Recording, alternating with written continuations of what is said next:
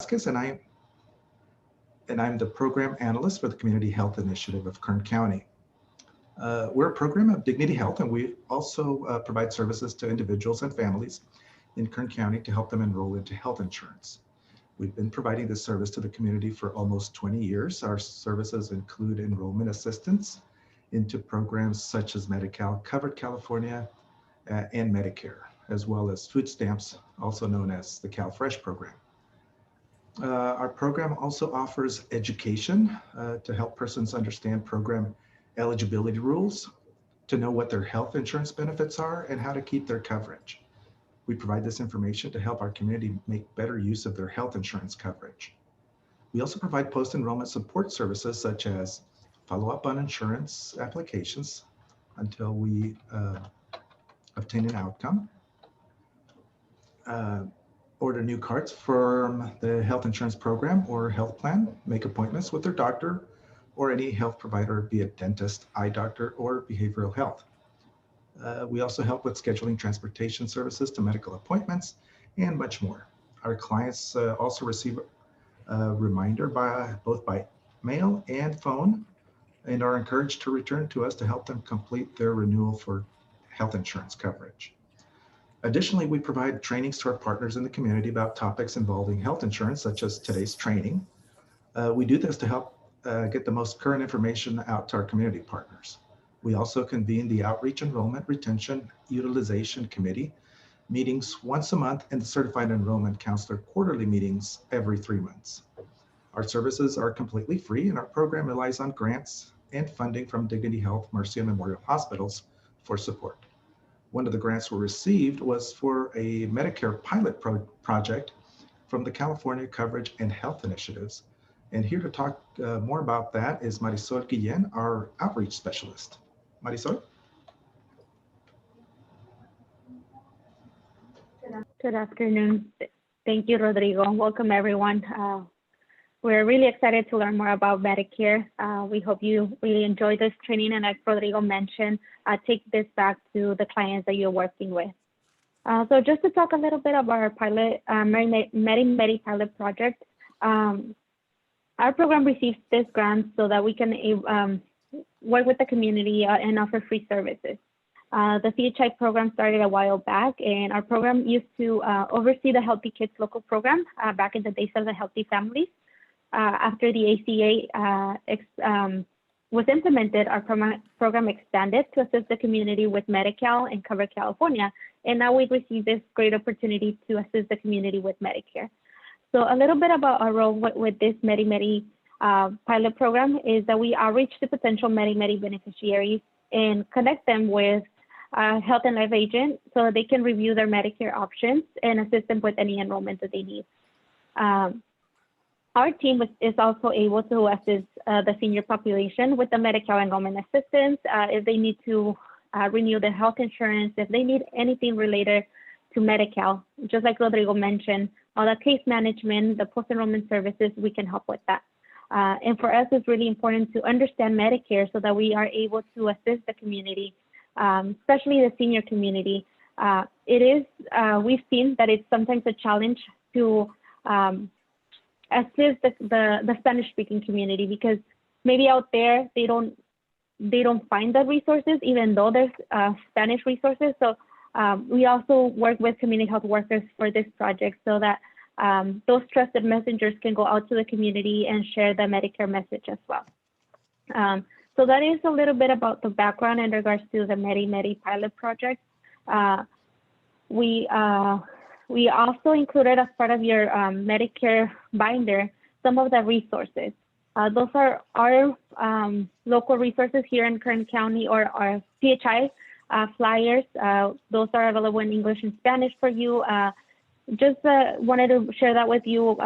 At the next training, we'll be talking a little bit more about that. But we also included a referral in case there's any clients that need assistance and we can help them. You can feel free to refer them over to us. Material is available in English and Spanish, and if you need any copies of those, please don't hesitate to contact us. We can make those copies available to you.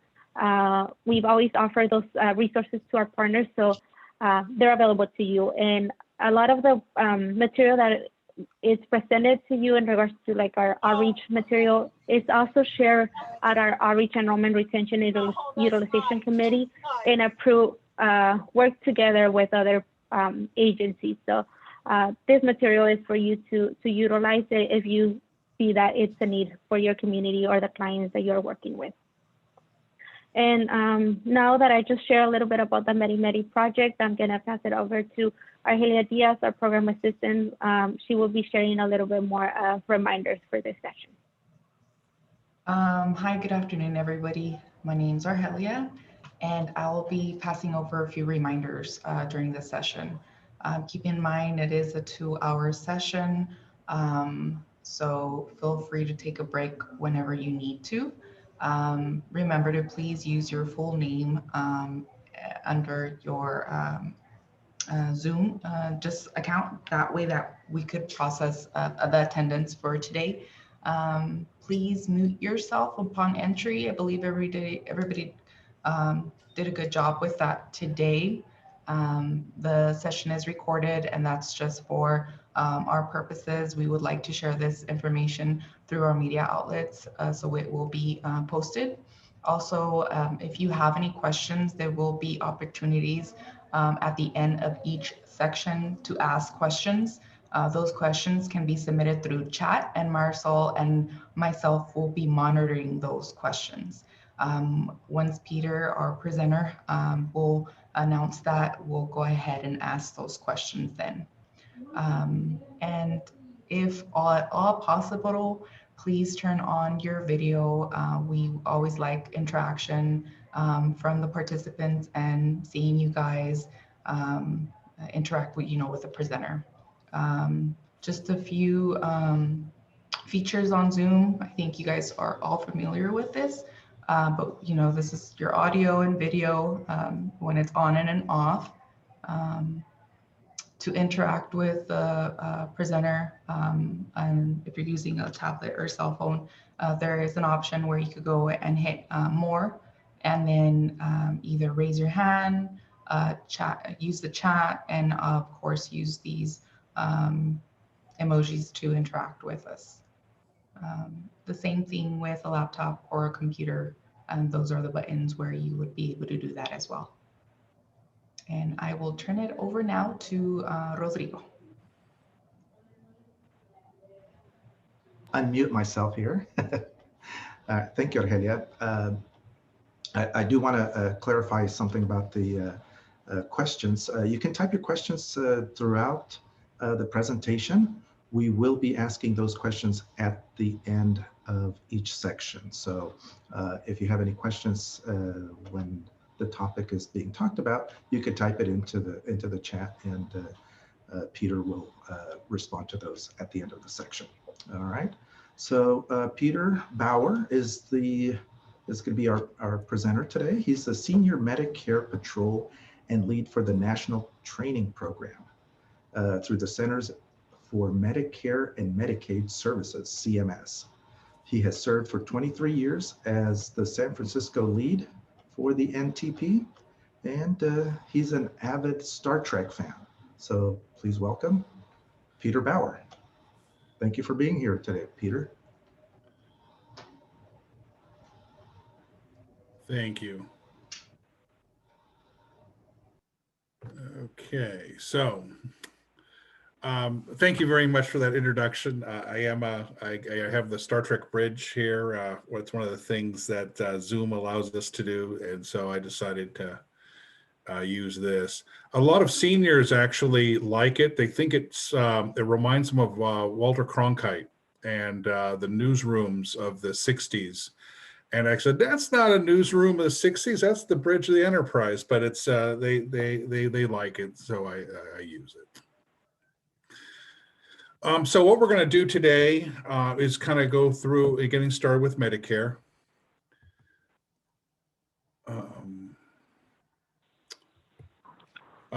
I guess okay,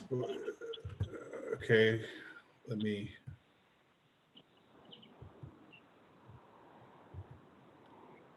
I'm trying to move the slide and it's. Peter, try the The right arrow, the Right arrow is not activated. it's, Oh, there it went. there we go. So we're going to be biting out of the, I believe it's the first 3 lessons today. What is Medicare original? What is Medicare A? What is Medicare B? And then medigap policies. So we've organized this for 2 sessions. The second session is going to be Medicare Part C and D, and then Medicare and the health insurance marketplace.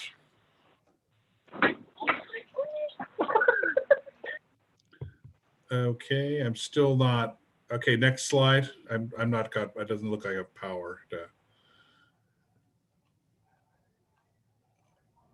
unless that was me. That was me, Peter. Go ahead. Okay, so the session object is this is the talking about original Medicare, Medicare Part A and B. It should, you're going to be comparing the parts of Medicare and your coverage options. You're going to explain, we're going to be able to explain what are the benefits, what are the costs, or what I say for beneficiaries, what's in it for me, how much does this cost? Compare original Medicare with Medicare Advantage. And again, Medicare Advantage, we're going to be talking about next week. We're also going to go over the health insurance marketplace next week and what people who are on Medicare eligibility need to know about turning off health insurance marketplace, fondly known as Covered California in this state. And then recognize programs for people with limited income and resources. Okay, next slide, please. So our first lesson is what's Medicare? Next slide. So Medicare, to oversimplify, is for people that are 65 and older. So once you're 65, you got to turn on Medicare. And then it's also for people under the age of 65 with certain disabilities, which means they've gone to Social Security and they're probably never going to work again. And the Social Security doctor has said, yeah, you're probably never going to work again. Also, if you have Lou Gehrig's disease, Congress has allowed people with Lou Gehrig's disease to come on to the Medicare program, and then anybody with end-stage renal disease or kidney failure. This is actually started in 1972, and it's one of the great success stories of the Medicare program. So you're probably wondering why people with end-stage renal disease would be on Medicare. Well, nobody else used to in 1972 would insure you. It was like a death sentence, like your kidneys failed. There was no way to get anybody to help pay for that at all. So Medicare came in and started covering people with end-stage renal disease. Because just because I'm going to highlight something because you are in the Bakersfield area. To get Medicare, you must be in the U.S. citizen or lawfully present in the U.S. You must reside in the U.S. for 10 continuous years. So just because you happen to know you're all from Bakersfield, you're going to have a fair amount of people who bring grandma and grandpa up from south of the border, from Central America and Mexico, or bring grandma and grandpa or mom and dad from the Indian subcontinent. And so in order to start getting into this Medicare, one of the things you got to be you must be residing in the United States for 5 continuous years before you are, in the Medicare universe. So I just wanted you to highlight that. Okay, I'm going to try to click it again. No success. Next slide, please. So when your beneficiary was going to enroll in Medicare, and you have to do it at age 65. Nobody tells you it's 65, you got to do it. You got to do it. It's a self-started thing. So you are somewhat responsible for telling people that, hey, if you want to turn Medicare on at 65, they got to do it. They don't call me. They don't go to Marisol to sign up for Medicare. They don't call Peter Bauer to sign up for Medicare. They have to go to Social Security Administration. You have a local office there in Bakersfield, which is great, and it will enroll people in Medicare. Again, You guys are in Bakersfield, so you're going to run into a fair amount of people who have worked on the railroads. They go to the Railroad Retirement Board. It's the same thing as Social Security, except they're a railroader. They've worked their lives on the railroad, so they go to the Railroad Retirement Board to enroll in Medicare. They know who they are. They know the Railroad Retirement Board is because that's their Social Security system. Normally, I don't spend a lot of time talking about this, but to you, I'm talking about this because in Bakersfield, you're gonna run into a fair amount of people who are they identify within the first couple sentences you're talking to them. I'm a railroader. I worked my whole life on the railway. So they would go to Chicago rather than Social Security and enroll in Medicare from them. That's where their retirement check comes from Railroad Retirement, not Social Security. And then also because you're from Bakersfield, you're going to run into a fair amount of federal retirees. And federal retirees are my counterparts who've worked in federal government their whole life. Park rangers are a good example. Department of Agriculture workers. And their premiums are handled by the Office of Personnel Management. Okay, I'll try again, one more click. Still not doing, next slide, please. So the parts of Medicare, you're gonna hear this all the time. There's Part A, I refer to it as hospital insurance. It pays for the hospital.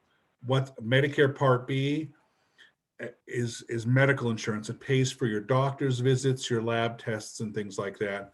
And then Medicare Part D, which is prescription drug coverage.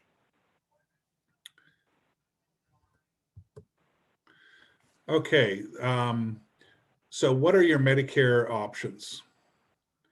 So original Medicare is, again, hospital insurance Part A, and it's Medicare Part B, which is the medical insurance for visiting the doctor. Under original Medicare, you can add prescription drug coverage, and that pays for the pharmaceutical drugs. And then you could also add supplemental coverage, which is known as a medigap policy. And companies like AARP and Mutual of Omaha sell these. And all you have to do is be in the same household with a senior or anyone over age of 50. And starting every fall, you start getting about this many, big stack of mailings from these insurance companies trying to sell you Medicare supplemental insurance. Also, and again, I don't want to be, accused of telling people what to do, or you shouldn't be accused of telling people what to do. This is, you're free to add Part D drug coverage or supplemental insurance. It's your choice. You also have other options, especially in the Bakersfield area. You can join a Medicare Advantage plan. The other big health system that's in your area, I just happen to know, is Kaiser Permanente. You probably know and love them. They're a Medicare Advantage plan, and it's called Kaiser Senior Advantage. The Medicare Advantage, you have to have Medicare Part A and Part B turned on, and most of the plans in I think all of them in the Bakersfield area include the prescription drug part, and they have to put in some extra benefits, sometimes like gym membership, eyeglass coverage for reading glasses and things like that, or programs called like silver sneaker programs. And some plans also include lower out-of-pocket costs, which means, hey, sign up with us and we'll help pay your Medicare Part B premium, or sign up with us and you'll have lower out-of-pocket costs. So, okay, let's go next slide. So, original Medicare versus Medicare Advantage. It's all about choices. With original Medicare, you can go to any doctor or hospital that takes Medicare anywhere in the United States. And in original Medicare, most cases, you don't need a referral to go see a specialist. You can just have the necessity to go to a specialist. An example is dermatology. Hey, I got a bunch of funny dots here. I want to go to see a dermatologist under original Medicare, you would just go sign up and go see a dermatologist to talk about the funny spots on the arm. Okay, now Medicare Advantage, you'll need to follow the rules of the plan. You'll have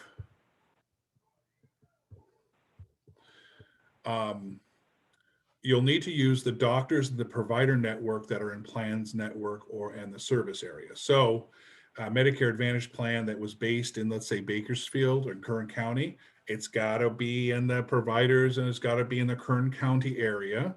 And because they don't want, Medicare doesn't want people in Medicare Advantage plans to have to travel all the way up to Modesto from Bakersfield. It's got to be in the Kern County area of the network for emergency and non-urgent care. You got to check with the plan to make sure that the doctor and the hospital is in the network. And you can also ask your doctor or provider if they participate in any Medicare Advantage plan. So you can ask them, hey, I like going to you. I'm thinking about going into this plan. Do you work with them? And they're free to say, yes, I do, or no, I don't. Now, here's also some fine print. With Medicare Advantage, you usually have to go talk to a primary care gatekeeper. So I happen to be a Kaiser Permanente guy. And so I have to go, hey, I have some spots I want the dermatologist to check. I got to go through my primary care doctor first to get a referral to a specialist. So it's just one thing you want to keep in mind with Medicare Advantage.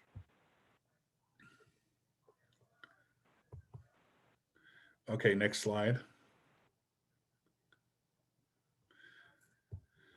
Okay, so the costs, original Medicare versus Medicare Advantage, what are the costs? So for Medicare Part B covered services, you're going to be paying 20% of the Medicare approved amount after you meet the deductible. This is called co-insurance. You pay a premium, a monthly payment for Part B. If you choose to buy a Medicare drug plan Part D, then you'll pay that premium separately. There's no yearly limit of what you pay out of pocket unless you have supplemental coverage like a medigap policy. And you can get a medigap policy to help pay your remaining out-of-pocket costs and your 20% co-insurance. Or the person could use coverage from employer or union coverage or Medicaid or Medi-Cal in this state. So some employers and some unions have retiree coverage. So Medicare would pay first and the employer and union would pay second. So this is very important to check if that's the case before the person buys a Medigap plan.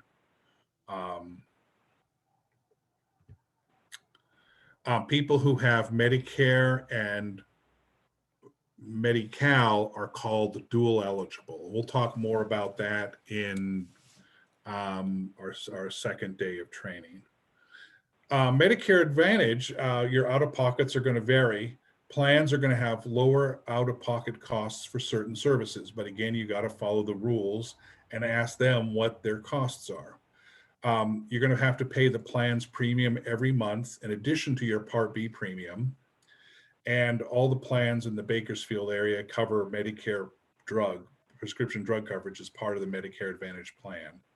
As part of, and it's included in your Part B premiums and in your plan's premiums. Plans have a yearly limit of what you pay out of pocket. So it's got a funny name, total out-of-pocket costs.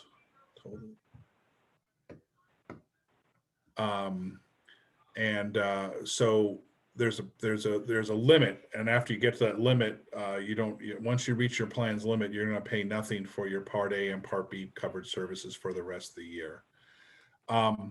And if you have a Medicare Advantage plan, again, the Kaiser Senior Advantage is the one that I know that's available in Bakersfield. You can't buy and you don't need Medigap policy. So that's real important that you talk to the people you're counseling and helping, that they don't overinsure themselves, that they have Medigap, they have Medicare Advantage, they have everything.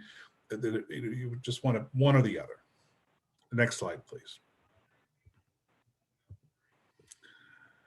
Original Medicare covers most medically necessary services and supplies in hospitals, doctors' offices, and other healthcare settings. And then again, with original Medicare A and B, you can join a separate prescription drug plan. In most cases, you don't have to get a service or supply approved ahead of time for it to be covered. You just go to a participating Medicare doctor and get your services. Medicare Advantage, again, is a little different. The plans got to cover, they have to cover, they must cover all medically necessary services that original Medicare covers. So that's a powerful tool to kind of always keep an eye on does Medicare cover that? Then the Medicare Advantage plan also has to. Most plans offer extra benefits that original Medicare doesn't cover. Again, like the readers, eyeglasses, some vision, hearing, dental, and more. Plans can now offer more of these benefits than they have in the past. Drug coverage is included in the plans in Bakersfield. You don't need to join a separate drug plan if you're in a Medicare Advantage plan. And for Medicare Advantage plans, in some cases, you'll have to get a service or supply approved ahead of time for it to be covered by the plan. So you have to, more like Mother May I, you got to go through your gatekeeper and see if it's going to be covered, and they're going to have you go to they're going to tell you to go to a certain place. So it's if I use the example of my skin spots, hey, I want to have a dermatologist look at this. I have to go to the gatekeeper. They refer me to their dermatologist to take a look at it, or maybe take a picture of it and send it to the dermatologist for a consultation. So a little different than how Medicare works. Okay, next slide, please. Okay, this is a big question that I get from a lot of seniors. Does Medicare work outside the US? So original Medicare generally doesn't cover care outside the United States. This even includes people who, before the pandemic, were on cruise ships in the Caribbean, or they took the cruise ship from San Francisco down to down to the Panama Canal. They're off the coast of Mexico, and something happens. You're not in the United States anymore. Medicare doesn't cover it. You got to have travel insurance. You might be able to buy a Medicare supplement insurance that covers care outside the United States, and then Medicare Advantage. The plans generally don't cover care outside the United States for medical tourism purposes, but if you like, I was traveling with a bunch of seniors in Germany in 2017, and a couple of them fell over on the cobblestone streets and they needed to be taken away and stitches. The way it generally works is that they have to pay the emergency room in Europe, and then they come back to the United States and then reclaim the emergency services from their Medicare Advantage plan. So in that way, the plan covers it, but you have to pay first. So this is kind of one of those travel insurance moments that seniors have to realize, that if you are traveling overseas, or you're going to spend a couple of more than a couple of weeks, let's say you're spending a couple months overseas, you may want to buy travel insurance because Medicare doesn't cover anything overseas. Next slide, please. So now we're getting into the Social Security part of the talk, how to enroll in Medicare. So Medicare enrollment is automatic for all those people who have already enrolled at the age of 62 in Social Security, or the railroaders for the railroad retirement benefits. They're going to get a welcome to Medicare package, which is mailed 3 months before their 65th birth month, or if they're disabled under 65, their 25th month of disability benefits. So so after the 25th month of disability benefits, boom, they're going to get this welcome to Medicare package in the mail, and it includes their Medicare card in that. Okay, next slide, please. So your Medicare card looks like this. Keep it, and in order to accept your Medicare Part B enrollment. And if you look at the card, it has when you're so for John Smith, you can see clearly that his Part A started 3/1/2016, and his Part B started 3/1/2016. There's some people who will want to refuse their Medicare Part B. And those people would just follow the instructions in a Welcome to Medicare package, and follow the instructions and send the card back, and Social Security will just send you back a card that says Medicare Part A only. Carry this card when you're away from home. This is a change from previous years when the Medicare card had the same as a Social Security number on it, but we've changed that now. So the Medicare number is somewhat of a random number. And so we want people to carry it and show it when asked by the doctor, the hospital, the facility, to proudly show it when you need your health care. If you need to get a replacement card, because from time to time people will lose their card, you sign on to your Medicare account at mymedicare.gov, or for the people who are shy and don't have a mymedicare.gov account, or internet shy, don't have a MyMedicare, they can call 1-800-MEDICARE 24 hours a day, 7 days a week, and order a new card, and it'll come in the mail for them. This is notice this is a change from what Social Security will tell you. Social Security will say, guard your card like a credit card. Don't be walking around with it, and don't be showing people it. Social Security card, you guard like a credit card. Or they have a whole campaign, guard your card. But if you notice, the Medicare card is different from that, in that it's we call it an illogical number. Hey, I got control of the mouse. Oh, who'd have thought? You have the Medicare number, where it's illogical number. You can't get anything from that number at all. It's completely randomly done. And yes, we check it to make sure we don't make any inadvertently naughty words. We actually, when we first sent them out, there were some, we didn't think about that, and sure enough, some naughty words got made. But that doesn't happen anymore. We catch it, so nobody gets a naughty word, and that's how it looks like. And so we tell people to carry it. So this is a change. And Nancy, I will get to your question at the end of this thing. That's a super good question. Okay, let me see if I got control. Don't have it. Next slide, please. So, okay, some people must take action to enroll in Medicare. And as most of us, so like I was born 1960, so my full Social Security is at age 67. So most of the people you're counseling are going to be like me. They're going to be born 1960 or later. And so they would have to wait to age 67 for their full Social Security amount. Those guys, to enroll in Medicare, me included, I need to enroll in Social Security at the age of 65. No one's going to tell me to enroll. I got to know myself. I actually get this. So people over 60 get a statement like this from Social Security. And in the corner here of the newsletter that they send to people over 60, they do and say avoid a Medicare penalty, sign up at age 65. So somebody does tell them, the Social Security Administration does send them, Congress made them do it. But you have to remind a lot of us seniors to do that, because a lot of times we'll be thick as a brick and we won't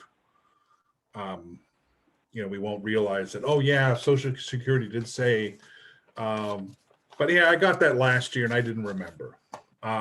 So They got to enroll, and Social Security does tell you, but they may not remember it. They visit socialsecurity.gov or call the Social Security number ending in 1213. Now, I have a tip for you guys since you're in the business of helping seniors. I would wait till about 3:30, after 3 in the afternoon, 4 o'clock even better. You get the Social Security call center in Hawaii. They have the best federal job on the planet. They're in Hawaii. They're on the Big Island. They're in Hilo. They live in the tropics, and that they give, and they are patient with your questions, and it's probably you'll have the best enrollment experience of anyone on the planet.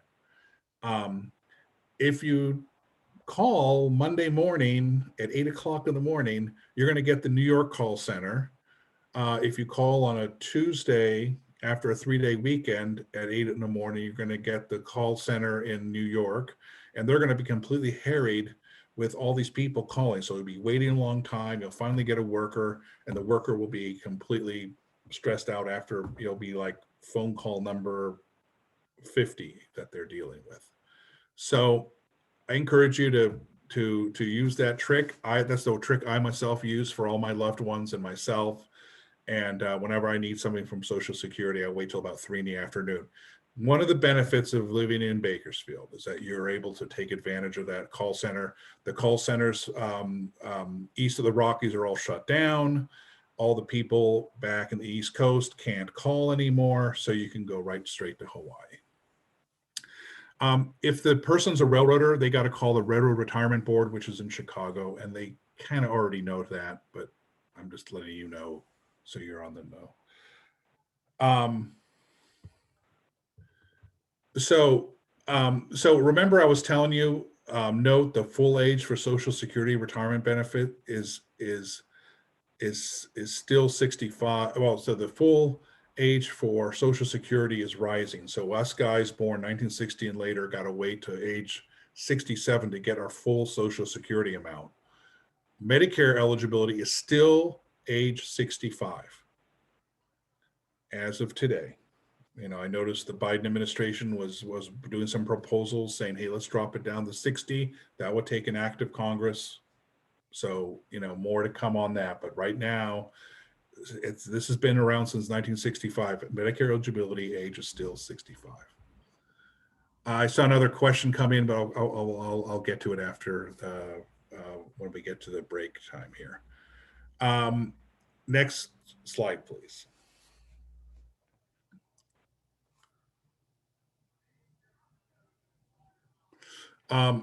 So when can you sign up for Medicare? If you don't already have Medicare, you have an initial enrollment period. So that's when you're turning 65. There's a special enrollment period that is available in certain circumstances. So there's fine print around that. And then every year there's the general enrollment period. If you already have Medicare, and to make changes on how you get your coverage, there's a yearly open enrollment period, which is every year from October 15th to December 7th. And then there's a Medicare Advantage open enrollment period, which is till the end of March. And that is if you want to switch from one Medicare Advantage plan to another. Then there's a 5-star enrollment period. And because you're in Bakersfield, I happen to know that Kaiser's a 5-star Medicare Advantage plan. So if a person's in another plan, they want to try a 5-star plan, they can do that. And then there is a special enrollment period in certain circumstances, like if a plan becomes insolvent or a person moves out of Bakersfield. Let's say they go from Bakersfield, they always wanted to live in Vegas, they move to Vegas, boom, that would change. That would give them a special enrollment period because they're moving out of Bakersfield. Or a lot of people, to go Bakersfield, I'm going to move back to LA, they move back to LA, that would be a special enrollment period. Even moving to Fresno or Modesto or Sacramento would give you a special enrollment period under those circumstances for. Okay, next slide, please. So this is your initial enrollment period, and think about it 3 months before your birth month and 3 months after. You can enroll in Medicare A, Medicare B. You can sign up for a Medicare Advantage plan. If you have Medicare A and B, you can sign up for Medicare Part D plan. If you have Medicare A or just B or A and B. You can buy a medigap policy, but you got to have both A and B. And this is important, just a note here. This medigap policy is something called guarantee issue. So you can buy, you have the right of guarantee issue. You can buy a medigap policy, but you got to have A and B and no Medicare Advantage. And the medigap open enrollment period lasts 6 months from when you are both 65 and have Part B. So that's a very important right. I'm just going to highlight right now, just so you see it. I want to mention it a couple more times. Next slide, please. Okay, so now what about the special enrollment period? This is an important right for beneficiaries. This is an 8-month period when you can enroll in Part A, Part B, and during the special enrollment period, you can also enroll in the Medicare Advantage, Medicare Part B, and you have 6 months from the Part B effective date to turn on the medigap policy. You must have A and B. And so this is, you also get guarantee issue for medigap, very important. So this special enrollment period, there's fine print with it. It's a month of retirement or the group health coverage ends for you or your spouse. So the group health coverage, remember I was talking about the employer coverage, the group health coverage ends. So that, next slide, please.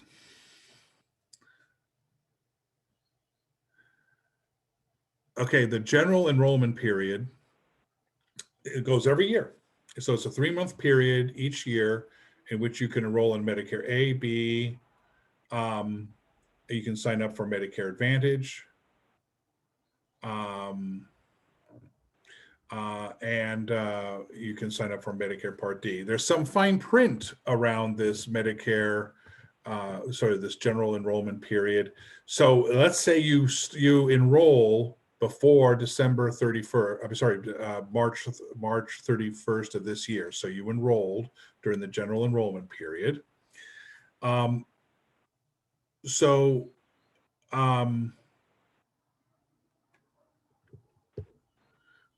coverage would begin July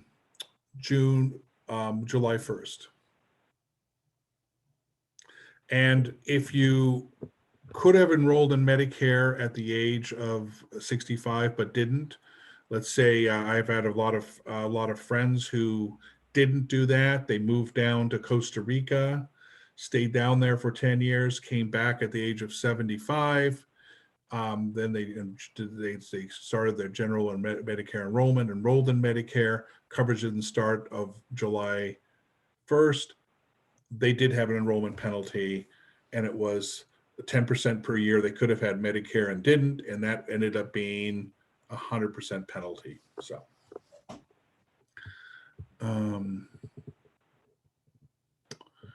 okay, next slide, please.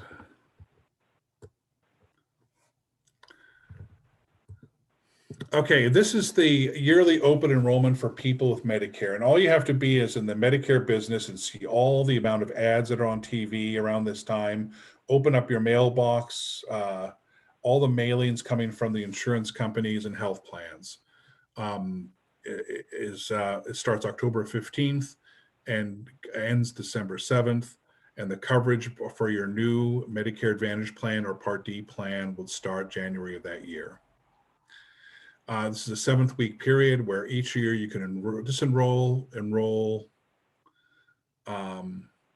and it's a time to review health and drug plan choices. Next slide.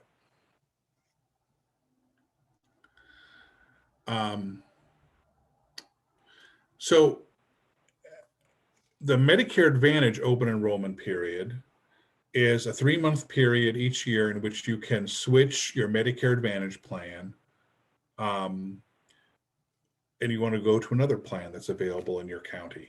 Or you can also drop your Medicare Advantage plan and return to Medicare, return to original Medicare, and during that time, enroll in a Part D plan. No, you won't have guarantee right issue for medigap policy. This is a big disappointment for people, but this does not open up a guarantee issue right. This is merely moving around if you want to switch between plans. You've got to be already enrolled in a Medicare Advantage plan at any time during the first months of the year to use this enrollment period. And this doesn't apply to the Medicare savings account plans, which, we're a pretty young crowd now. So a lot of us in the room might actually have one of these medical savings accounts. So right now they don't see a lot of them, but as you go forward into your Medicare life, you're might see more and more folks with Medicare savings accounts as they become more popular here in the West. Right now, it's not an issue in Bakersfield. Next slide. And then I was also talking a little bit about the 5-star special enrollment period. You can switch to a 5-star Medicare Advantage plan or a prescription drug plan. You enroll once a year. And again, this is kind of funny here because it goes December 8th, because again, it stopped the December 7th, all the way to November 30th.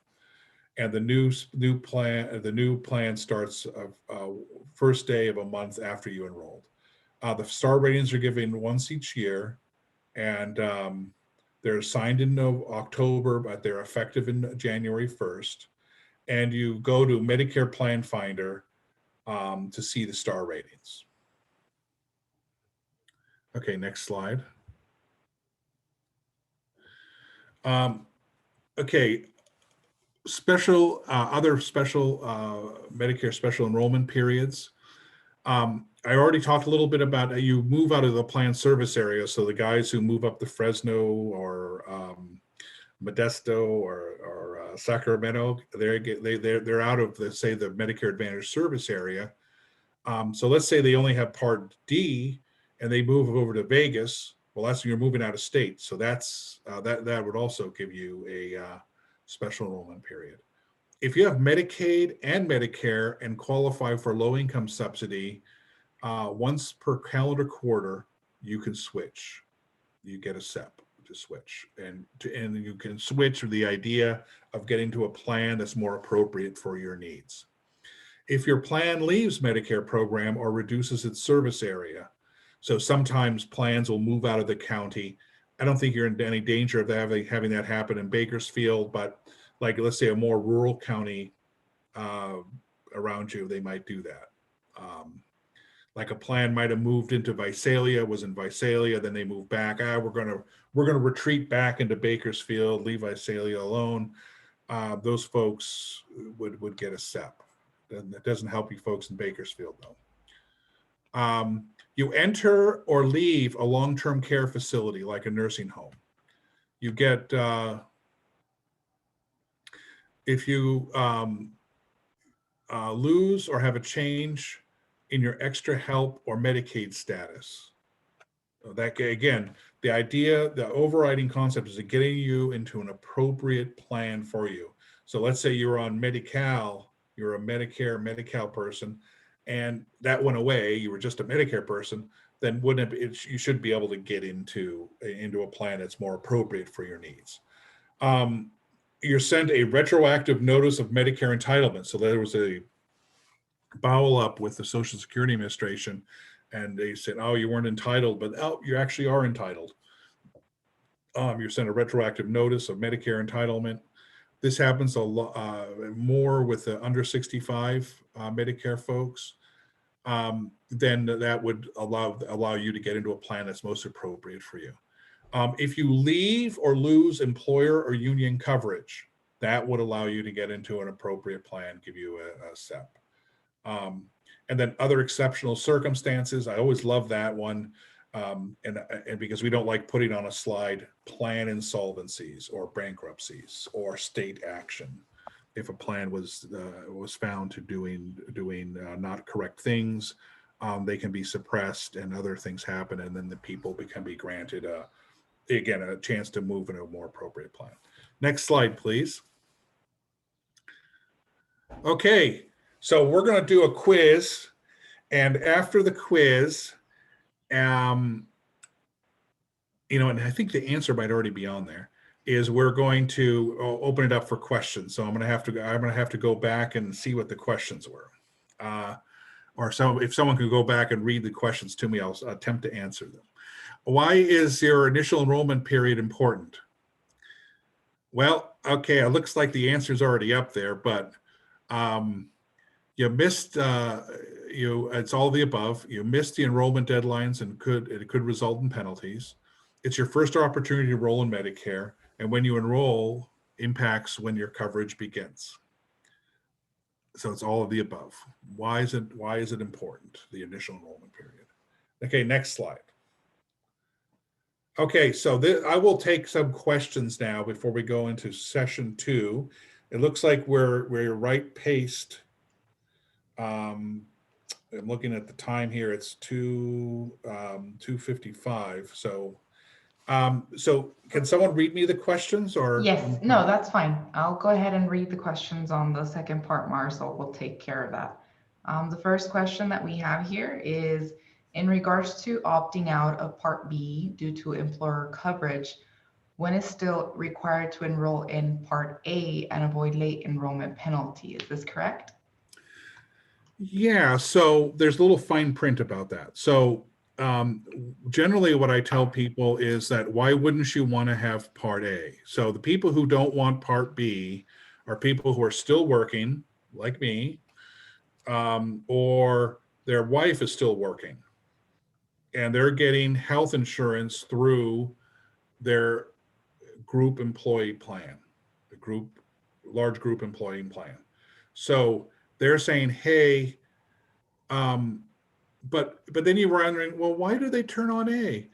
I say, why not be overinsured? Because Part A covers things that your employee health plan might not, like skilled nursing care, like hospice, things like that.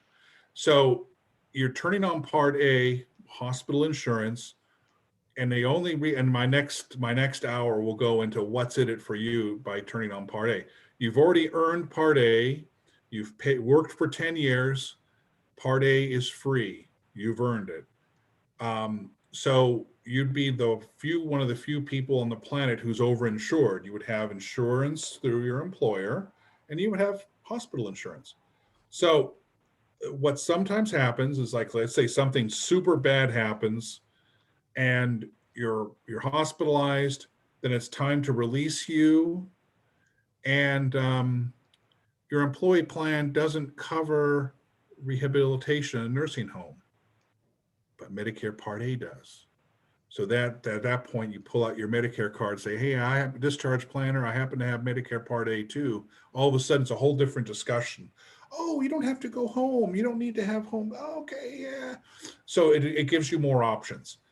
It's somewhat of a power user thing to do, but why not? You earned it. Why not be overinsured in that one aspect of your life? And it just provides more access in case something bad happens.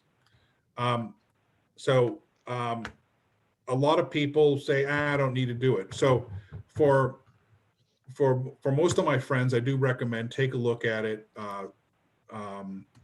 So remember, for that particular slide, the person had already enrolled in Medicare. They've already enrolled in Social Security, so they automatically got the package, and then they sent so they were automatically enrolled in Medicare. So they just send back the card. So they're already getting their pension. They're already from Social Security. They've already get their Part A. So they can't ever return their Part A back. And I just assume the only reason why they would turn the card back is because their wife or their spouse, or because they're not working anymore because they already got their pension, that there's a group health plan covering their health care. So next question. Sorry, I kind of went off on that one a little too much. It's okay. Okay, so next question is, if someone is still working at the age of 65 and has medical insurance with their employer, will there still be a penalty? No, that's the special enrollment slide I was talking about. So they get the fine print. So they're going to have to, when they finally retire, 3 months before they finally retire. So a lot of people now, and I may be included in this group, actually, they're not 62 and out, they're working till 70 because they got sweet health insurance. They're working at home. They got sweet health insurance through their employer. Why not just, keep on working? At age 70, you get your maximum, you get additional money for your for Social Security. So you get enhanced Social Security payments because you work till 70. And at that time, you turn on Medicare A and B, and then and 3 months before you retire, you turn on Medicare A and B, 3 months before you retire at age 70. So that's actually a very common thing. People waiting till their maximum, so 67 years old, they wait till 67 before turning on Medicare and enjoying the benefits of their employer's health insurance, which stops after they retire in most cases. Okay, next. Can you talk a little bit more about the penalty, like for not enrolling on time? Is that only for the months that you went without coverage, or? So there's two penalty questions. So the penalty for Medicare Part B, and Congress set this up in 1965. They wanted people to sign up for Medicare at age 65, and but let's say you don't. I don't need it. I don't, I'm a healthy guy. I don't need Medicare. So I just say, so you just sign up for Medicare A. You don't sign up for Medicare B. In fact, you're overseas, like my buddies. You go overseas and you come back.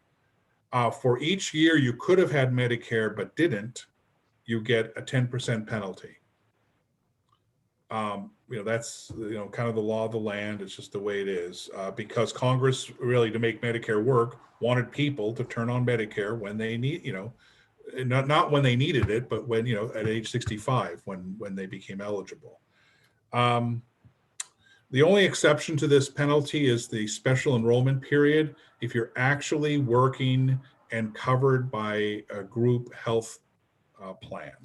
So that means your employer is paying for your health care. Those guys are separate, and they do not get a penalty because they have a special enrollment period. All this penalty is dealt with in the Social Security Administration and the determination. And sometimes you will have beneficiaries say, I was bamboozled, I was had, I didn't know. They can apply to their local Social Security office for something called equitable relief, because they simply didn't know, or an agent of the government told me the wrong thing, or my employer told me the wrong thing. There's always the possibility of equitable relief, but generally speaking, for most of us, if we are retired at the age of 65, we should turn on Medicare Part A and B. And yeah,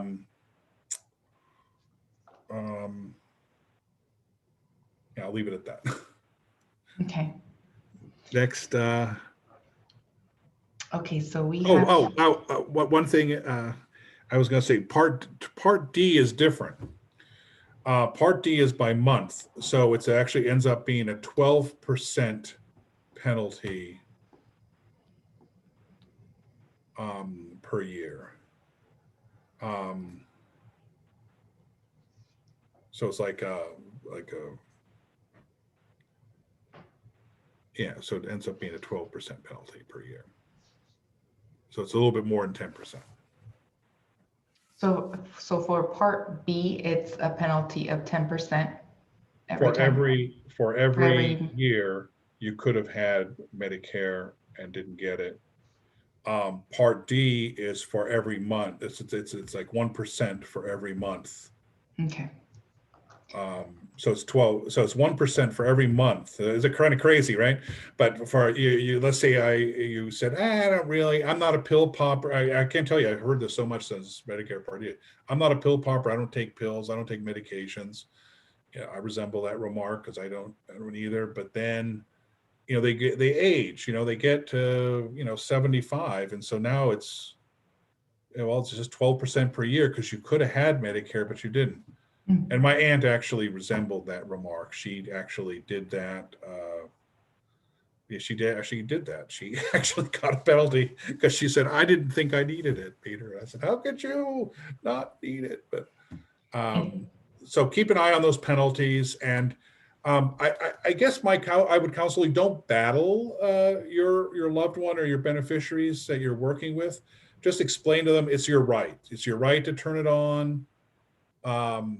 And turn it on, and if you and there are the rights not to, but then they also have to realize there's a penalty if they don't, and that's how Congress set it up, because the intent of Congress was that that people sign up for it and you pay as you go rather than pay as you need it.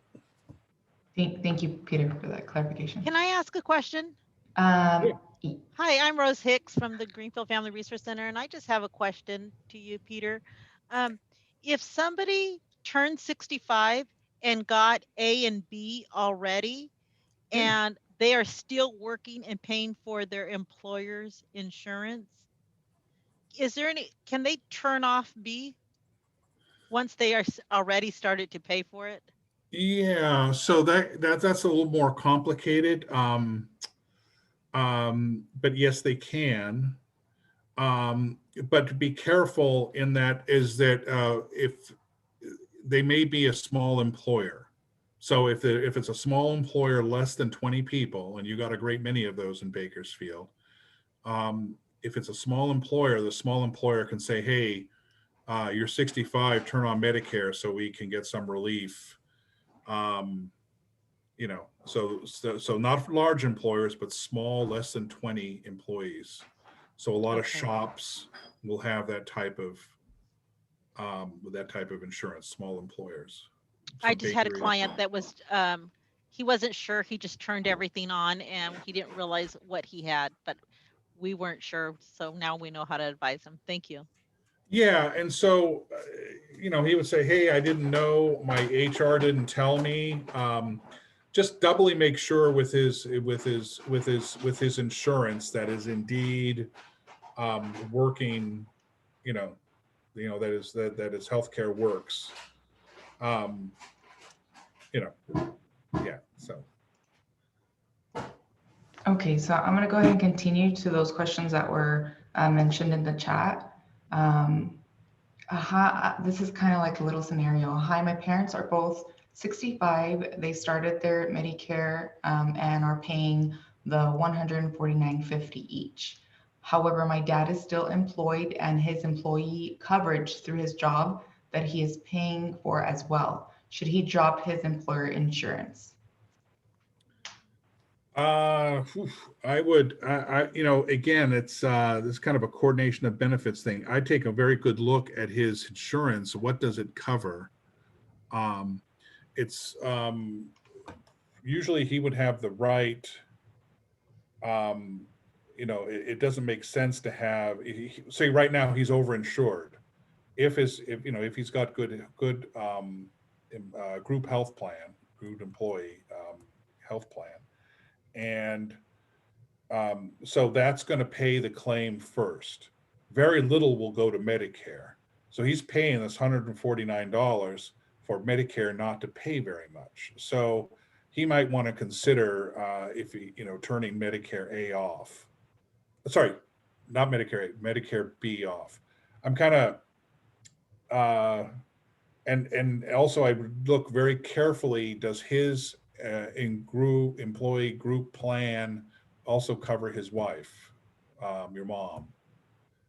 So so I'm just actually sending you back to do some homework to see what the plan actually is, and maybe talk to then call the Social Security line after 4 in the afternoon and say, I got a situation here, Dad, Dad turned everything on and he didn't need to turn it on until after he retires. So Okay. I hate to say it, but I gave you some homework, but you got, that's a homework question. But yeah, first find out what it is he has, what he has. It's not the end of the world. It's just he's paying too much premium. He doesn't need to right now, and Medicare is not going to offer him too much. Thank you, Peter. Next question, why would someone want to cancel Part B? Well, that's kind of what we've been all talking about. It's like you would want to cancel Part B if you didn't need it because you had an employee health plan paying for it, or a spouse's a health plan paying for it. So that's the one reason why you wouldn't want B. And so like the last couple of cases we've been talking about, that's reasons why you would want to turn your B back. Is like if the spouse was still working and you would not need it.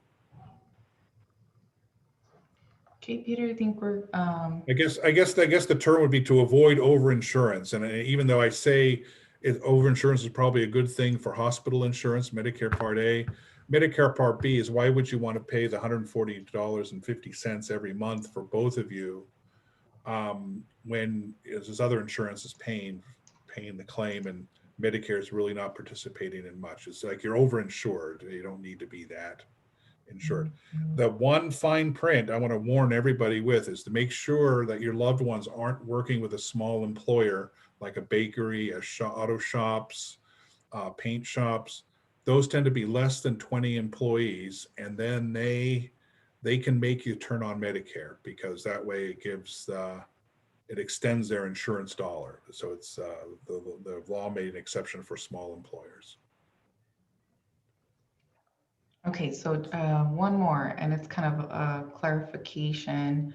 To my understanding, penalties occur when there is a loss in insurance coverage. Example, if you are working and are ready to retire, even after age of 65, you want to start the Medicare process prior to retirement, because if you retire and there is a loss of insurance, the penalty will revert back to the date of eligibility. Yeah, I think the slide indicated we have like 6 months to do it. So you got 3 months before and 3 months after the point when you retire to finally do it. But you got to do it. You can't just let it get away. And many people in the excitement of retirement let it get away and all the excitement, and then they kind of, a year and a half later, like, oh yeah, darn it, I had a special enrollment period, I should have turned on Medicare. The penalty does go right back to that special enrollment period. So you're right about that. That's a good point, because they were covered. They actually had coverage until they retired. It's a good point. Any more questions? Oh, I see you on from Monica. The penalty will last forever and never go away. That's true unless you get equitable relief. There's always a exception, and equitable relief is where you make a case to Social Security. I was bamboozled. HR told me the wrong thing. I didn't know. An agent of the government did me wrong. I was had. And maybe the social, the Social Security manager in your local office there will say, that's a compelling case, but they're kind of like the judge of it, and they have the power for equitable relief, and you have the right to ask for it. but they're not, they've heard every sad story. So if it's just because you didn't want to turn on Medicare B, that's not going to do it. It's got to be a reason, and preferably a documented reason. I got this letter from my employer. It says right here, don't turn on B.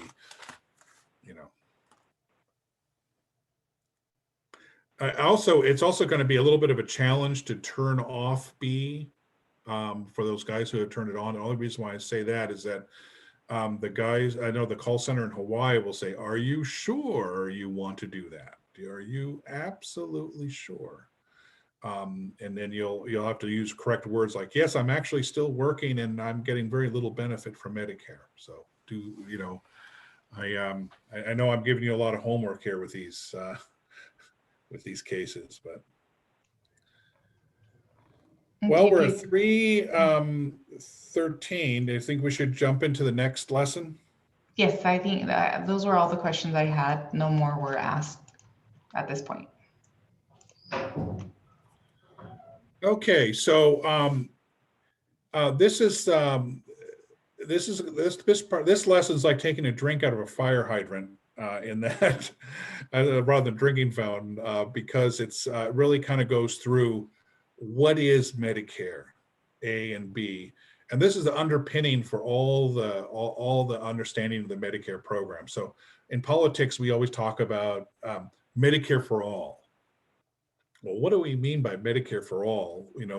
So for a lot of the pre-nursing students, the pre-med students, I kind of use this lesson too to kind of explain what Medicare covers, and this has really been added to incrementally since 1965. Without further ado, let's go next slide. Next slide, please. Okay, what is Hospital A? What does Part A hospital insurance cover? It helps cover medically necessary. That's the theme. It's got to be medically necessary inpatient care in the hospital, a semi-private room, meals, general nursing, drugs, methadone to treat opioid use disorder, and other hospital services apply as part of your inpatient treatment. Key theme, inpatient. It includes the care you get in acute care hospitals, critical access hospitals, inpatient rehabilitation facilities, long-term care hospitals, psychiatric care, and inpatient psychiatric facilities. Note there's a 190-day limit in a freestanding psychiatric hospital. Inpatient care for qualifying clinical research studies. Inpatient care in a skilled nursing facility is covered after a related 3-day inpatient hospital stay if you meet all the criteria. Oh, next slide, please.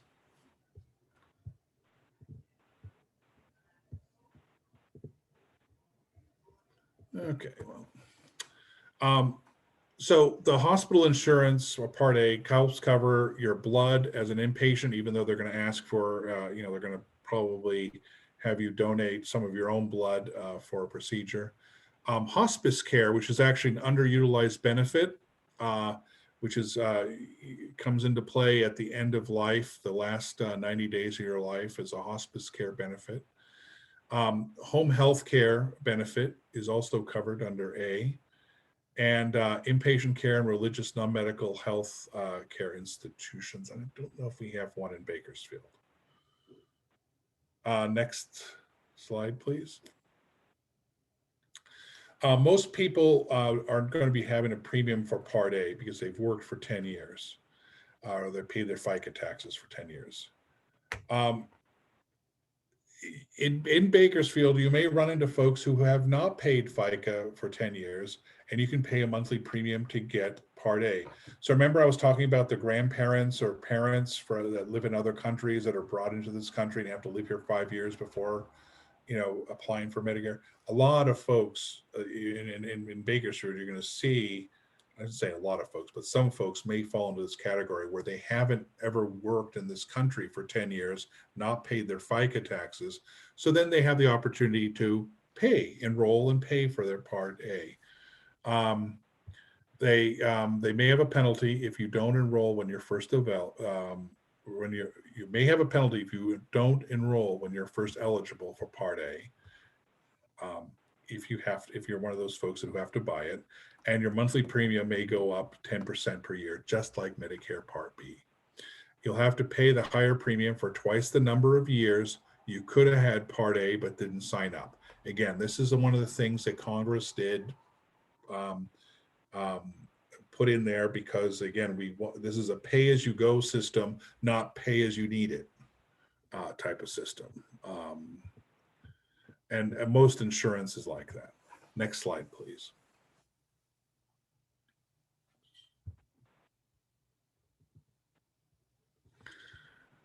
Okay. Part A, what you pay for in original Medicare. So for the hospital inpatient stay, there's going to be a deductible for each benefit period. Medicare Part A is organized into benefit periods that you're usually going into hospital for something. So that starts the benefit period. For days 1 through 60, and again, you guys all work for a hospital network, you're going to start seeing these days like, oh, no one's in the hospital that long. Days 1 through 60, you're going to be paying zero coinsurance for each benefit period. So remember, there's that big fat deductible, but then days 1 through 60. After, for days 61 to 90, it's $371 of coinsurance for each day. Again, that's 60 to 90, and then 91 days and beyond,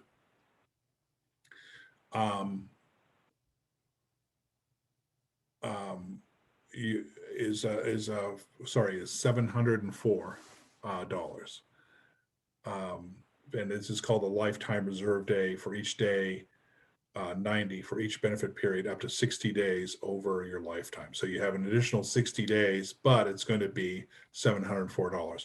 Now, all of you working for a hospital district, you don't have to think hardly anybody is in the hospital 61 days anymore. This is an older system that was developed in the 1960s. But, I just wanted to give you the days so you can see that. So the big hit for most people is the deductible for the benefit period. And then, and that's why it's so popular, because after that deductible, it's zero coinsurance for each day of the benefit period. So mental health inpatient stays a little different. Again, it's $1,484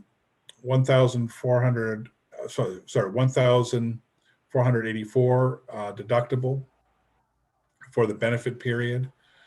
And again, the days, people tend to be in longer for mental health inpatient, and it's the same amount as a hospital inpatient stay as it goes through.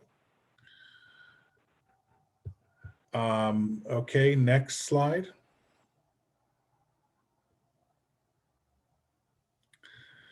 So can you go back? Okay. Skilled nursing facility stay. So this is important. After you're done with the hospital, usually after about 3-4 days, 5 days, you can walk again with the use of a walker. It's time for rehab, and that's when you go to a skilled nursing facility. Days 1 through 20 are covered for the benefit period. And again, the skilled nursing facility is not it's not long-term care. It's rehabilitative services to get you back home. You're getting better all the time. So then they have and then days 21 to 100 is going to be a $185.50 coinsurance per day, and after day 101 is all costs you are going to have to pay.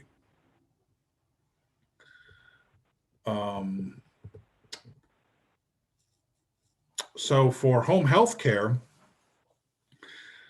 these are healthcare services provided in your home. Again, there's zero costs, and there are like rehabilitative services that are happening in your home after your surgery or after your hospital stay. You are going to have to pay 20% of the Medicare approved amount for durable medical equipment. So that's things like, the highboy for the toilet, the walker, different assistive devices are known as durable medical equipment. I said before, hospice is one of our underutilized benefits. It's for the last days of life, the last 90 days, if the person's not expected to last more than 90 days. You basically pay zero for hospice care. You may need the copayment of no more than $5 per each prescription drug for pain relief. And again, one of the benefits of hospice is that you get coverage of these very, very powerful pain medications to help you at the end of your life. And there may be a copayment. Just in my parents' experience, I noticed that these come in every week.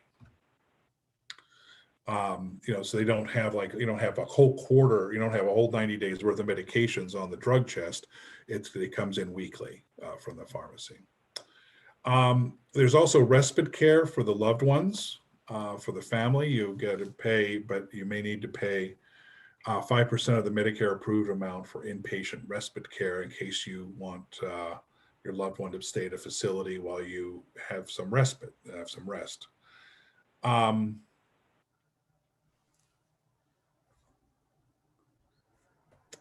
And I guess the other thing to remember about hospice care, because most of the people, most of the folks moving into hospice, they want to die, they want to pass away at home.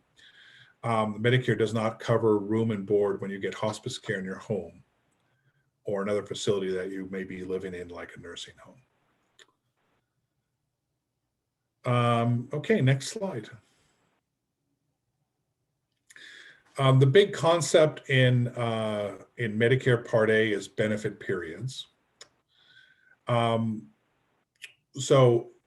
measures the use of inpatient hospital or skilled nursing facility care.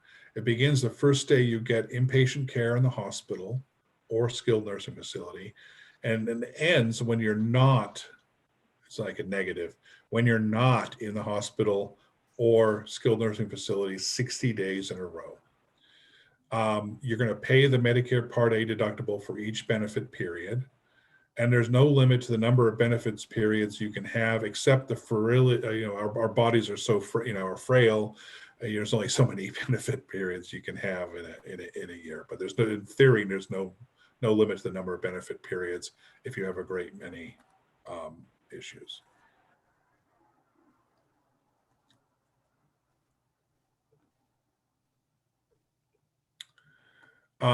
Decision: do I need to sign up for Medicare Part A?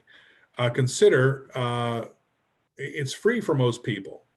So I'm sorry I didn't make that point earlier, but if you paid in for 10 years, it's going to be free. You can pay for it if your work history isn't sufficient. There may be a penalty if you delay. Talk to your benefits administrator or your spouse's health benefits administrator if you're actively working and covered by an employer plan.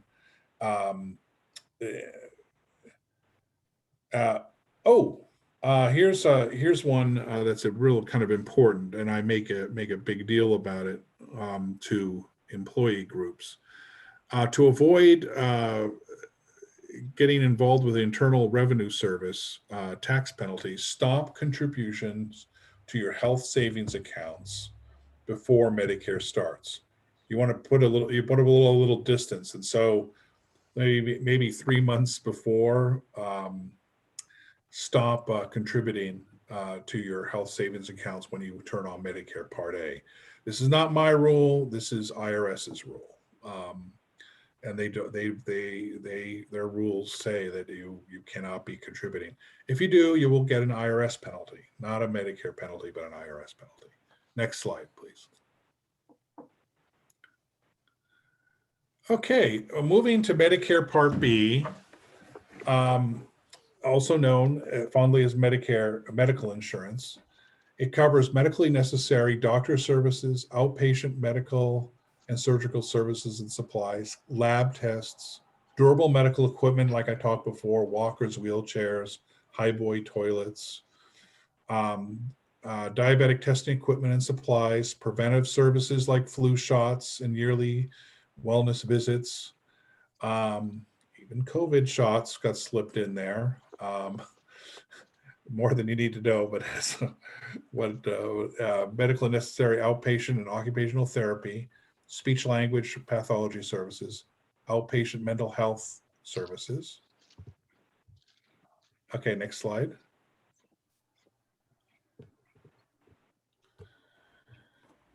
I guess I better wanted to get away from reading this, but I will read these.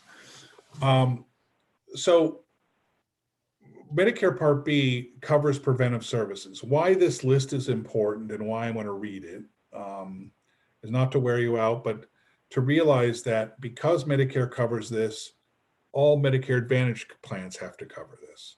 These all, by act of Congress, have become a right for Medicare beneficiaries. So one of the things that Medicare does is once Congress passes that, okay, you should be able to cover this, then the Medicare Advantage plans have to cover it. And then often other health insurance companies say, oh, well, Medicare covers it, I guess we better cover it too. So,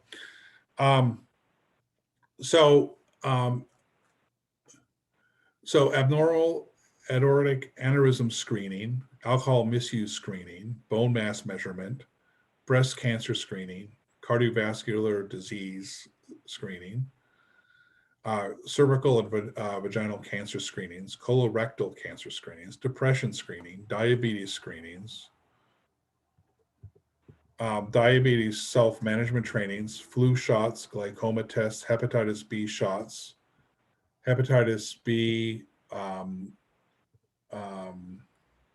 infection screening, hepatitis C screening tests, HIV screening, lung cancer screening, medical nutrition therapy services, obesity screening and counseling, pneumococcal tests, shots, prostate cancer screening, sexually transmitted infection screening and counseling, smoking and tobacco use cessation, counseling to prevent tobacco use and tobacco-caused diseases, the famous Welcome to Medicare preventive visit, and a yearly wellness visit.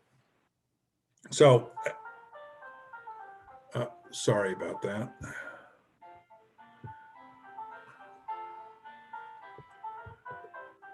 Next slide, please.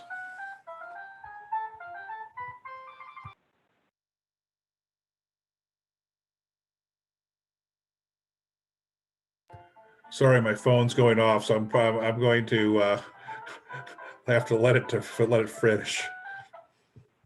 Okay, it's over. Okay, some items and services that Medicare Part A and Part B don't cover is, and this is super important, most dental care. We don't have a hook into the dentists yet. They're off. They're feral. They're running around. Very few dentists participate in Medicare. In fact, the dental procedures that we cover are sometimes teeth removal for heart surgery, and then the other one is if a person had an accident to reconstruct the jaw, sometimes there needs to be some dental procedures involved with that. So there's very few dentists that participate in Medicare. So that's one thing to remember. Eye examinations and prescribing glasses generally are not a Medicare business. Again, the exception would be if you had some eye surgery and you need new lenses, then we're involved in that. Dentures are not covered, nor are the teeth, the new teeth inserts, you see ads on TV, Medicare doesn't cover it. Cosmetic surgery, the Hollywood docs, down the road from you in Bakersfield, you go up over the Grapevine over to Hollywood, want some plastic surgery. Not very many plastic surgeons are participating in Medicare. And again, remember the thing I said about Medicare being medically necessary? Medicare does not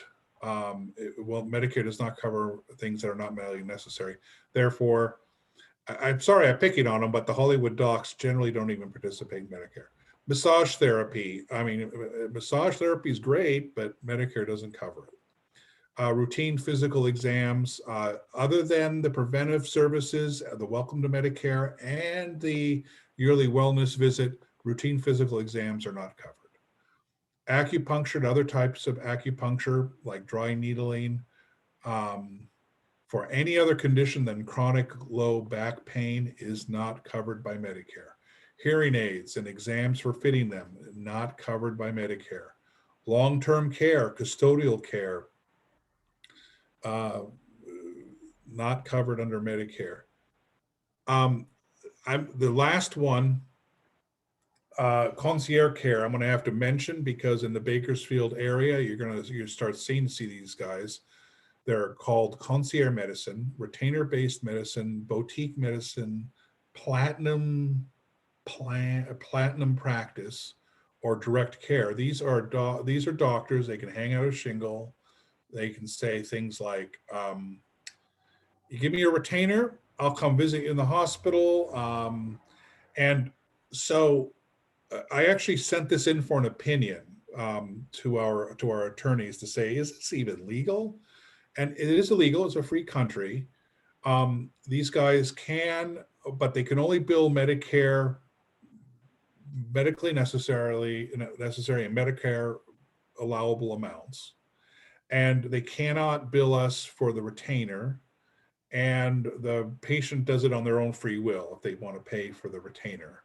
So you may be seeing some concierge type businesses in your area, but just realize that Medicare does not cover that retainer.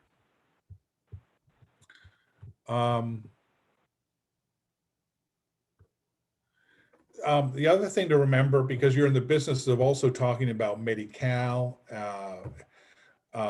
and also the Medicare Advantage plans may cover some of these services, but Medicare does not cover them. Okay, next slide, please. What do you pay? What's in it for me? What do you pay for Part B premiums? And again, one of our questioners did put out the number there of $148.50. One thing to keep in mind is that as the people in Bakersfield have jobs, and they sometimes make a great amount of money. If they make more than if they pay more, they pay more. If they make more, they will have to pay more, because depending on your income. And I'll have the next slide to talk about that. Some people who get Social Security benefits will pay less than this amount because there's a rule that if people have let's say a small Social Security amount, then they will not be there. They get held harmless. They don't have to pay more than a certain percentage in Medicare premiums. Okay, next slide, please. Okay, I'm not going to read this whole slide, but I want to make you more aware of it. This is a really big deal for people as they turn on Medicare. Now, if you notice, for folks file less than a tax return, you have to make 174 or less. Okay, and that's a pretty big number in Bakersfield. And then you're going to be paying the $144.60. But a lot of us, this is one thing to keep in mind, when we finally retire, are these next higher tiers. and people don't think that they are, but they retire, they sell home, they downsize. There might be some, as you retire, there might be a little windfall in there, and that bumps you above this. So you may hear some of the beneficiaries saying, "I can't, how come all my friends are only paying $144.60? I'm paying $200 and I'm paying $300 a month." Again, they would the next year, if they think their situation has changed, they got a big bonus after they retired, or they got their sick leave after they retired, had a lot of overtime before they retired, and their income has now become lowered, they are always within their rights to contact Social Security.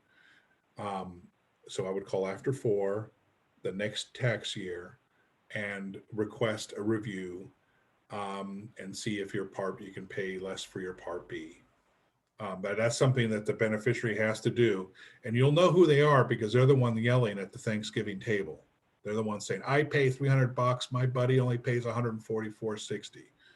And so you say, well, next year after your W-2 settles down and you only have your pension, you don't have your wage taken into account.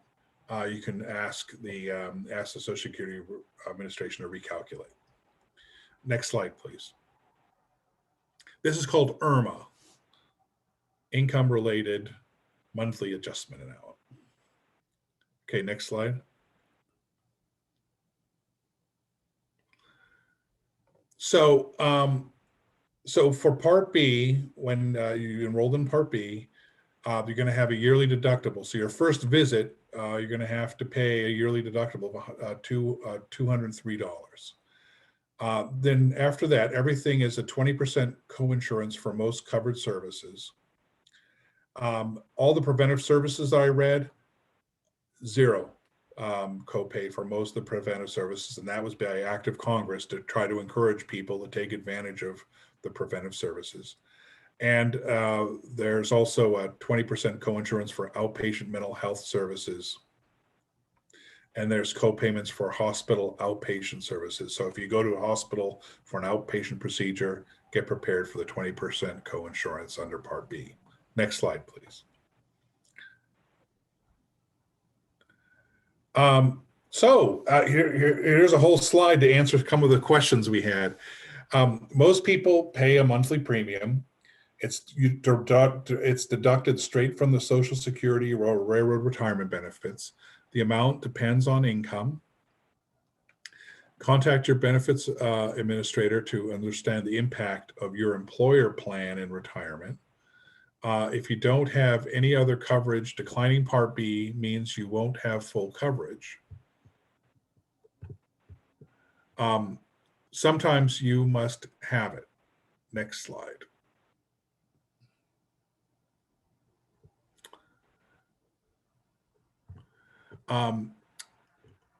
You may want to buy a Medicare supplemental insurance medigap policy. You may want to join a Medicare Advantage plan. Next slide. Can you go back? Sorry. If you're eligible, so for the folks who were served 20 years in the military, have something called TRICARE for Life or CHAMP VA. Those guys must turn on Medicare Part B. They get a letter from TRICARE for Life saying, our records indicate you are 65. If you want to continue your TRICARE for Life benefits, please turn on Part B now. This also happens to all the people that you know who are CalPERS and school teachers, CalSTRS.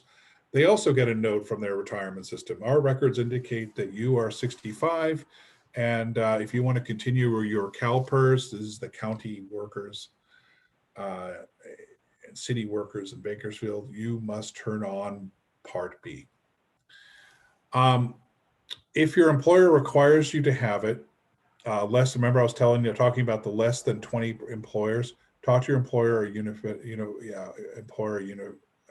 union benefits employer. So the previous question I had about, that's why I was saying, hey, find out how big the employer is, because if your employer has less than 20 employees, he can make you all take Medicare at age 65.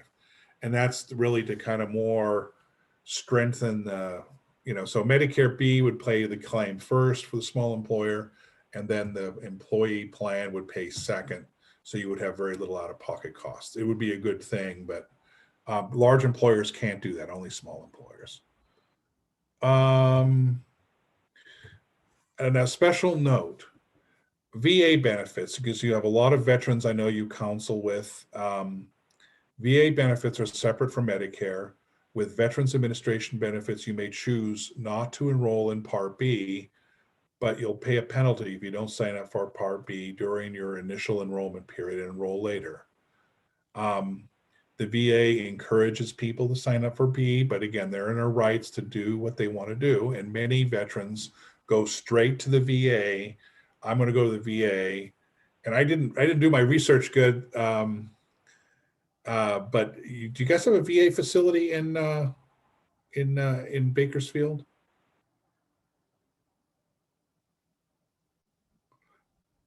I'm waiting Nancy to chime in, but she's saying no. Oh, no, okay. Sorry. No, not that I know of. I believe our closest VA is right here in Los Angeles. Okay, so you probably have the veterans say things like, I go to Long Beach. I just get in my truck. I'm going to go to Long Beach. That's where I've gone my whole life. I'm just going to go to Long Beach. I know the guys well. Again, I don't argue with them. I say, it sounds like you got it all figured out. But if you have VA coverage, you won't be eligible to enroll in Part B using the SEP. So I do kind of remind them, just to armor you, to give you some tips. To the guys in their trucks, and the VAs have a van. A lot of the veterans like to go in the VA van. It's a social thing, but they're going all the way to LA. They're going to Westwood to the VA there. That's a long road trip. And when you're a young veteran, let's say 65 to 75, you can make that trip. It's fun. Imagine 75 to 85, doing that grapevine just to get to the VA facility is going to be a drag. It starts making sense to have Medicare A and B in case something bad happens. Wouldn't it be nice to be treated in Bakersfield? So again, I don't really argue with people. I kind of frame it in their rights. It's your right to do this. I know you're comfortable using the VA, going to Westwood, taking that, taking the VA van, or they always say, I just want to take my car. And again, that makes perfect sense, 65 to 75. But once you get a little bit older, that's a long run. Going from Bakersfield over to Buttonwillow and then up 5, up the Grapevine, and then over to I believe that's on the 405, the VA in Westwood. So. Anyway, next slide, please. Sorry, talking too much about the VA. Okay, here's our checker knowledge part.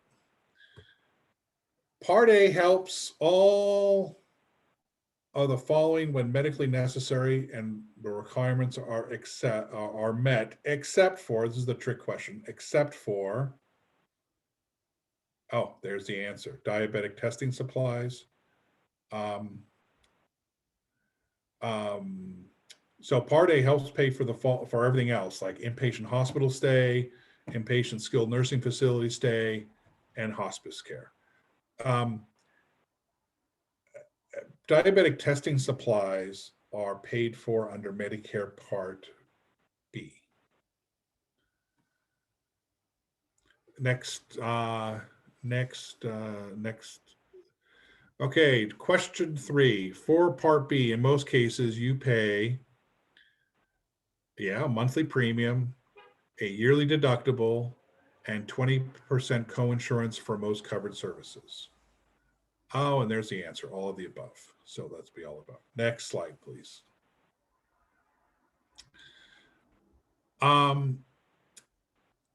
So do we have a lot of questions in the question queue, or should I go try to use our last 15 minutes to blow through lesson 3? No, I don't see any questions, Peter. Okay, let me roll before any questions get invoked. And okay, this is called medigap policies. This is really important in that it's a patient right, a beneficiary right, that as soon as they turn on Medicare Part B, either 65 or after 65 during their special enrollment period, they have this guarantee issue right. So I wanted to just empower you to be able to talk a little bit about this. Next slide. So medigap policies are sold by private insurance companies. They fill the gaps in original Medicare coverage. You know, they can help with the deductibles, co-insurance and co-pays. The plans have these organized by letters, and they have the same coverage and they all have the same coverage, but the costs are different from company to company, so it pays to shop.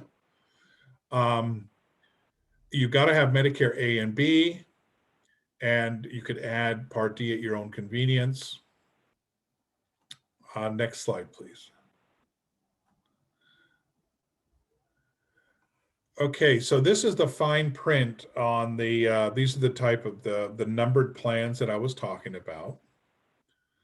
And that's the stuff that they cover. And again, this is all available in the Medicare handbook. And it's also available for folks who are interested by calling, 1-800-Medicare and saying, hey, can you send me the medigap plan coverage for 2021. I notice this here says 2020, but it's supposed to be 2021. Next slide, please.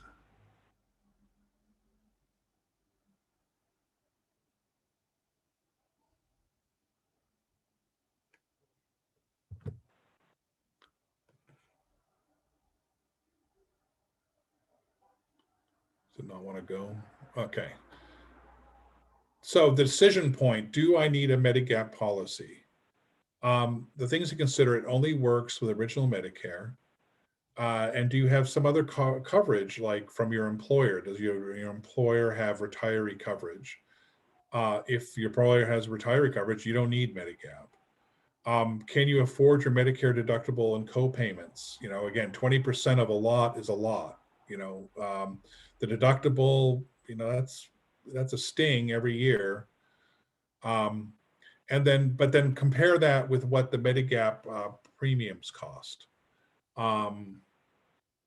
So things to keep in mind. Next slide, please.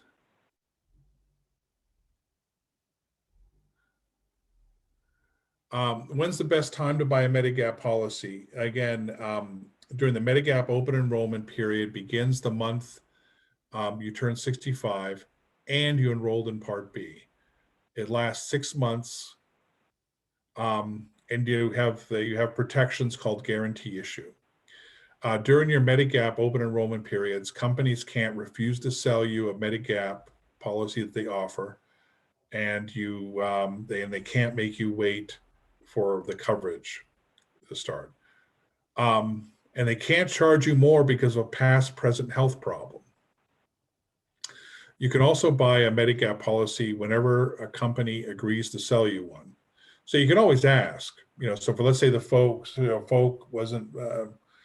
really didn't need to have Medigap policy, wasn't an issue until they reached 75. Doesn't stop, just because you don't have guarantee issue for a Medigap policy doesn't prevent you from contacting a company and saying, hey, I'm here in Bakersfield, I'd like to have a plan. Well, you can also, if the company agrees to sell you one, but if it's past this guarantee issue period, there may be restrictions, so keep that in mind. Next slide, please.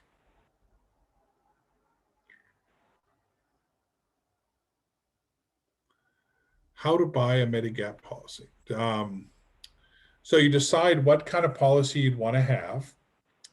You can compare the plans by computer or by phone.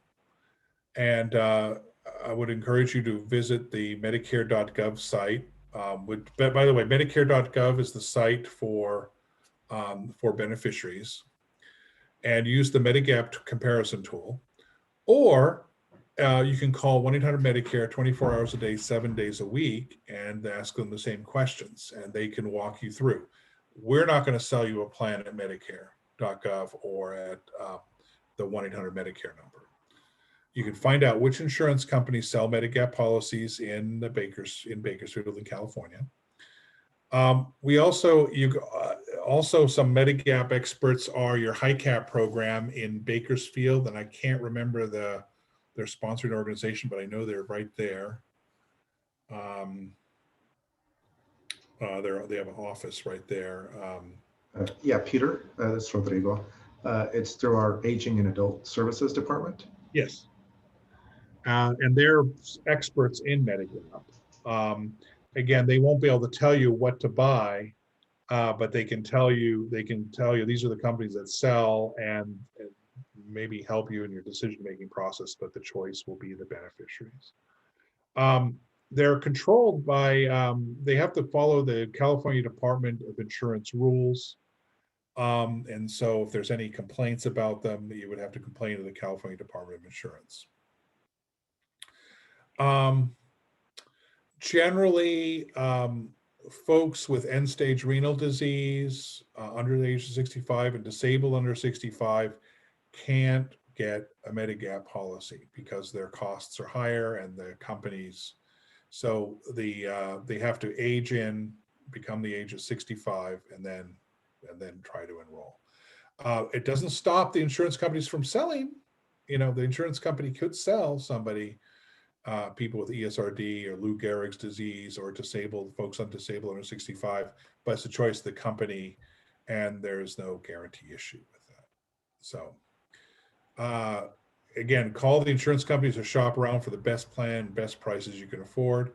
Once you choose a company and a Medigap plan, then you apply for the policy. And again, this is not through me, it's not through Marisol, it's through the health insurance company.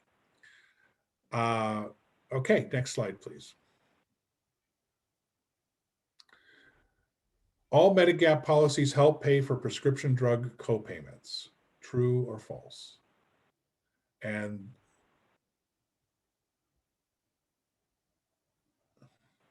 so that's false. That would be a Part D plan, right? Medigap policies, you know, you would have to get help to covering your prescription drug co-payments. You would have to belong into a prescription drug plan. Okay, next slide, please. Okay, we're at 3:55, and this is the next. This is the sneak preview into our next week's session. Where we're going to talk about Medicare Part D, and we'll talk about Medicare Advantage plans, and we'll also talk about Medi-Cal or Medicaid in other states, and Covered California or the Medicare exchange, as it's sorry, the state exchanges as they're called in other states. So do I have any questions that popped up in chat? I guess I could look. Hi, Peter. This is Marisol. I don't see any questions. We just have some comments that we do have a Bakersfield VA clinic. That's the only comment I see. Not sure if you have any questions, Argelia, that were sent out to you directly or the rest of the team. So can you say that you have a what clinic? Yeah, a VA clinic. A VA clinic. Oh, okay, Yeah. okay. Yeah. So yeah, I did want to talk a little bit about the VA because they are they're used to it working well for them. And so I don't get into a big counseling session like, oh, I just kind of say, it's your right to turn on Medicare, you know, take Medicare A. You have the right to turn on Medicare B if you wish. And, you know, but a lot of them, if they already have a clinic in in Bakersfield, right? And that's where they've gone for their access. That's where they're accessing their health care. They're going to be attached to that. So I don't try to convince them not to do that. I say keep on doing it, and just know that they have you have a right to turn on Medicare B if they so choose.